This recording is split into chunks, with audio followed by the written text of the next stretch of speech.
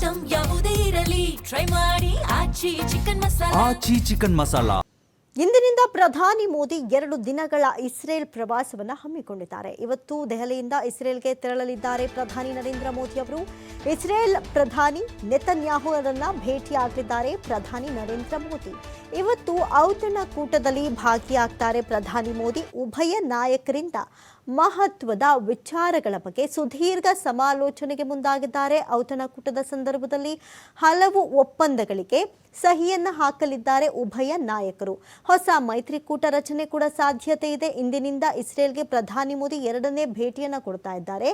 ಇನ್ನು 2017ರ ಜುಲೈನಲ್ಲಿ ಮೊದಲ ಬಾರಿ ಭೇಟಿಯನ್ನ ಕೊಟ್ಟಿದ್ರು ಮೋದಿ. ಇದೀಗ 2 ದಿನಗಳ ಕಾಲ 2ನೇ ಬಾರಿ ಇಸ್ರೇಲ್ ಪ್ರವಾಸವನ್ನ ಕೈಗೊಂಡಿದ್ದಾರೆ. ಮೋದಿ ಭೇಟಿಗೂ ಮೊದಲೇ ಷಡ್ಭುಜ ಕೂಟ ಘೋಷಿಸಿದ್ರು ನೆತನ್ಯಾಹು. ಮಧ್ಯಪ್ರಾಚ್ಯದ ಸುತ್ತಲೂ ಮೈತ್ರಿಗಳ ಷಡ್ಭುಜ ಕೂಟವನ್ನ ಘೋಷಣೆ ಮಾಡಲಾಗಿತ್ತು. ಜೊತೆಗೆ ಭಾರತ ಜಾಗತಿಕ ಶಕ್ತಿ, ಮೋದಿ ಆತ್ಮೀಯ ಸ್ನೇಹಿತ ಅಂತ ನೆತನ್ಯಾಹು ಇಲ್ಲಿ ಹೇಳಿದ್ದಾರೆ.